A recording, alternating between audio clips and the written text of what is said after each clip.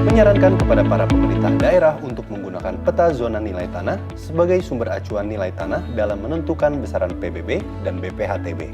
Dengan menggunakan peta ZNT, KPK menilai akan meningkatkan penerimaan negara melalui bea perolehan hak atas tanah dan bangunan, pajak bumi dan bangunan yang dapat meningkatkan pendapatan asli daerah, dan juga dapat meningkatkan pajak penghasilan dalam transaksi jual beli tanah, maupun PNBP yang diterima oleh Kementerian ATR BPN, karena dengan adanya satu acuan nilai tanah dapat memberikan kepastian nilai tanah dan tidak ada lagi ruang negosiasi dalam pelaporan nilai transaksi jual beli tanah.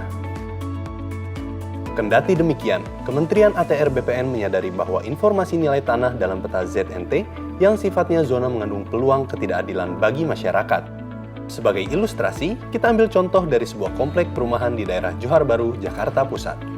Menurut hasil survei lapangan, rata-rata nilai tanah di perumahan tersebut adalah sebesar 17 jutaan rupiah per meter persegi.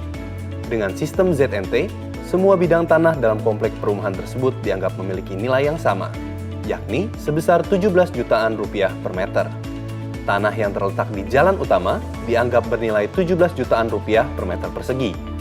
Tanah yang terletak di jalan penghubung antar blok juga dianggap bernilai 17 jutaan per meter persegi. Bahkan, tanah yang terletak di dalam blok dengan lebar jalan yang jauh lebih sempit dibanding jalan utama juga dianggap bernilai 17 jutaan rupiah per meter persegi.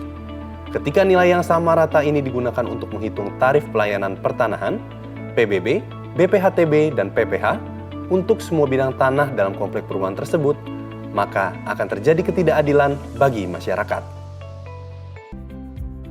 Untuk menjawab masalah ini, Kementerian ATR BPN mengembangkan sebuah aplikasi bernama Pentabit, yang merupakan hasil kerjasama antara Kementerian ATR BPN dengan Japan International Cooperation Agency, atau disingkat JICA.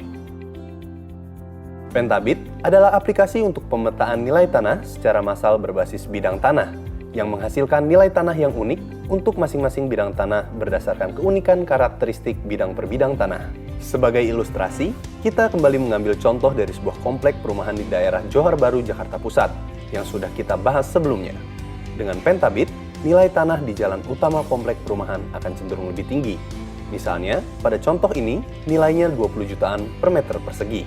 Selanjutnya, di dalam komplek perumahan yang sama, nilai tanah pada jalan penghubung antar blok di dalam komplek cenderung lebih rendah dari bidang tanah pada jalan utama.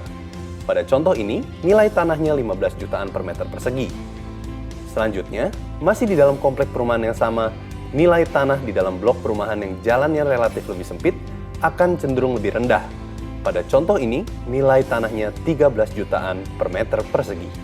Dengan informasi nilai tanah yang mirip dengan keadaan lapangan, maka dapat ditentukan tarif pelayanan pertanahan, PBB, BPHTB, dan PPH yang berkeadilan.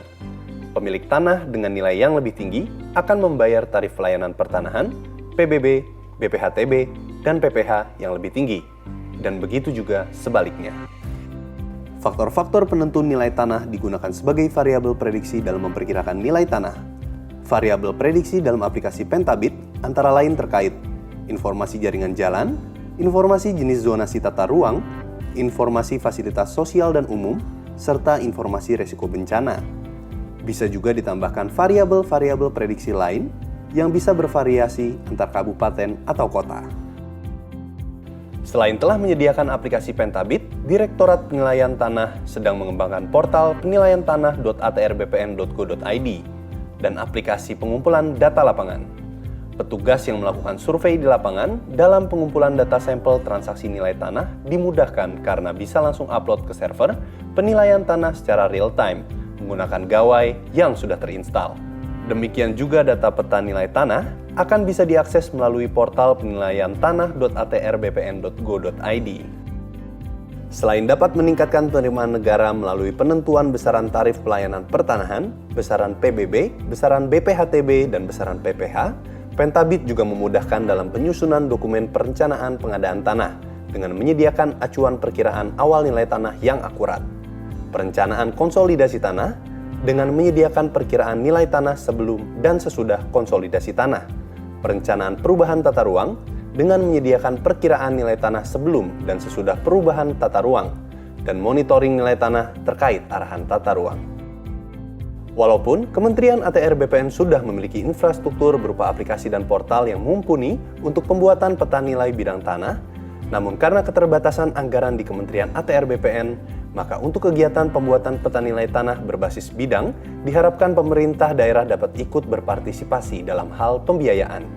Investasi pemerintah daerah dalam hal pembiayaan akan berdampak secara signifikan pada peningkatan penerimaan negara melalui BPHTB, PPH, dan PBB. Dan karena peta ZNT berbasis bidang tanah lebih mendekati variasi nilai bidang tanah di lapangan, maka akan dapat meminimalisir potensi keberatan masyarakat karena ketidakadilan penerapan tarif pelayanan pertanahan, PBB, BPHTB, dan PPH.